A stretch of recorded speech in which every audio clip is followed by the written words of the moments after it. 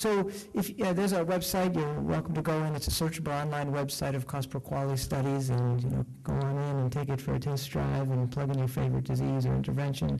For this talk, I searched through the database of cost utility analyses, cost per quality analyses for in vitro diagnostics. And what you see are many dozens of in vitro diagnostics that are being done, cost effectiveness analyses that are being done. And we can give you, if anybody's interested, I'm happy to give you the list. And we have a separate paper that's analyzing just this literature. But for the talk today, we'll specifically address a survey that we did. A large survey of U.S. residents trying to understand value of diagnostics, and asking this question: how much would people pay for a laboratory test to predict their future disease, even if there are no immediate treatment consequences? Okay, so we'll get to the actual question in a moment. And also, how do preferences vary by factors such as the type of disease, the prevalence of the disease, the test accuracy, and various sociodemographic characteristics and risk attitudes? So here's a sample scenario, and we randomize people to lots of different scenarios, but let's imagine you're given this kind of scenario. So think about these questions. Imagine you go to the doctor for your regular checkup, okay? The doctor tells you you're healthy, but someone your age has a 25% chance of someday getting Alzheimer's disease, okay? I'm giving you a simplified version, and there are lots of challenges about how we frame this information, how much information we get. But just imagine this is the kind of thing they say. Now they say, there's a new blood test that just became available. It's going to tell you now whether you're going to one day get Alzheimer's disease. The test is 100% accurate. But you have to pay for the test yourself because insurance doesn't cover it. Now, imagine then the doctor asks you, would you want the test?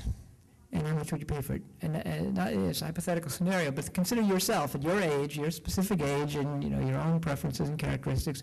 Would you want to know now that you'll get Alzheimer's? And we'll tell you, on average, you get Alzheimer's at around age 75. So those are the kinds of questions we asked. Different diseases, different information about the accuracy of the test, and so forth. But would you want to know? It's an interesting question. I'll share with you some data in a second. Importantly, assume for this scenario you cannot prevent the disease from occurring. And for people who get the disease, we told them there are treatments that may help your symptoms. But imagine there's nothing you can do to prevent it. Okay, so we're really a bit hypothetical, but we're trying to understand the informational value of diagnostic tests, purely, divorced from treatment consequence value. Okay, so I'm going to go through this a little bit quickly. We have a lot of detail in the paper about our methods, but essentially these are willingness to pay type studies. So we have what we call a double-bounded dichotomous choice, a fancy language for how we're presenting information to people. We're basically giving people bidding games. Would you pay $100? Yes, no. If they tell us yes, we ask for $200. And then we modeled their responses assuming some distribution, as opposed to asking open-ended questions, which tend not to work very well. We randomized people to different bids, starting bids, 50, 100, 300, 500. So we would ask, would you pay 500? If you say no, we'll ask you, would you pay 250? We will ask you if you'll pay anything. Would you take it for free? So we do have a little more information. So would you take the test if it cost you 100?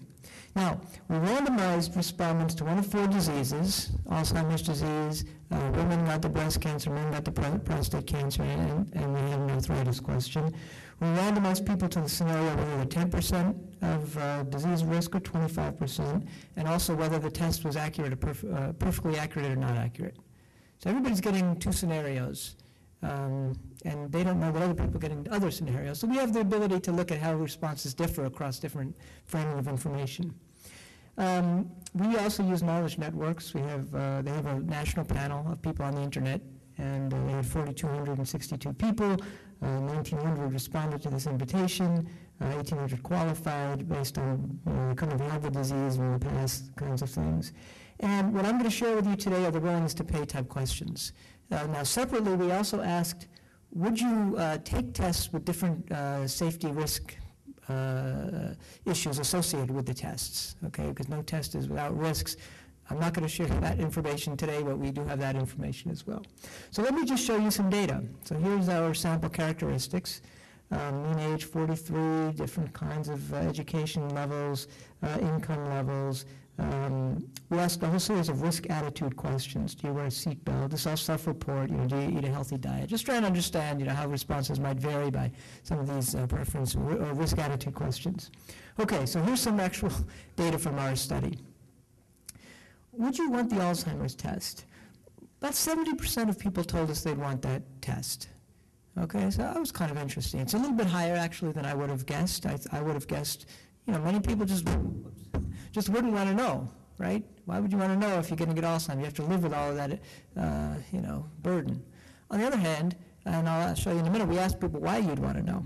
Now, it did vary. The people who got the perfect test were slightly higher than the imperfect test. The people who got the higher disease risk were slightly higher. And, all arthritis, 75-80% of people wanted that. And the cancer scenarios, 80, 85, 90, almost 90% of people wanted that information, even though we, again, hypothetically said, imagine you can't prevent it, okay? Now, how much would you pay for this information? So here you see the willingness to pay amounts. It varies.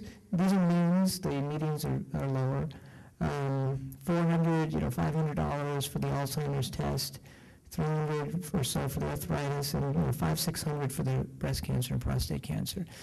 There's a lot of literature on willingness to pay data like this, and I think one has to be, sort of cautious. Doesn't mean people would actually pay this amount. On the other hand, I think we are getting a strength of preference, and people's, you would hope they're telling the truth, and I think it is reflective of something real, that people are willing to pay, sizable amounts for information. It's a little hard to see, apologize for that. What would you do with the information?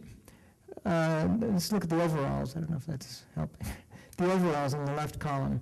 About 60% said they'd get a second opinion, even though we told them, imagine there's nothing you can do, they'd still want to get another test maybe.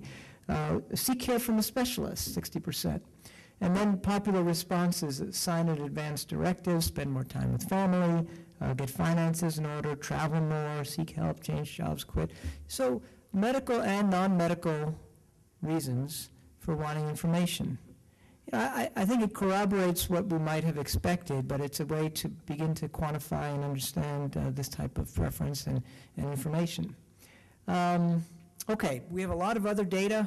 We've run a lot of we've run a lot of regressions predicting responses on the basis of all kinds of characteristics. Women somewhat less inclined to have the test and pay. People who are more healthy in the risk behaviors less inclined. Higher education, a bit less inclined, and so forth. So if, we're just now, I think, about to get accepted in the journal Health Economics for the paper. So if anybody wants to read that, you'll have a lot to read. So what does this mean? With a lot more analysis to come. Most people prefer predictive tests, even in the absence of treatment consequences, with all the caveats of survey research. It suggests this value of knowing is real and begins to quantify it. Health and non-health motivations for this information, and limitations, just to start with two, the hypothetical nature of these surveys.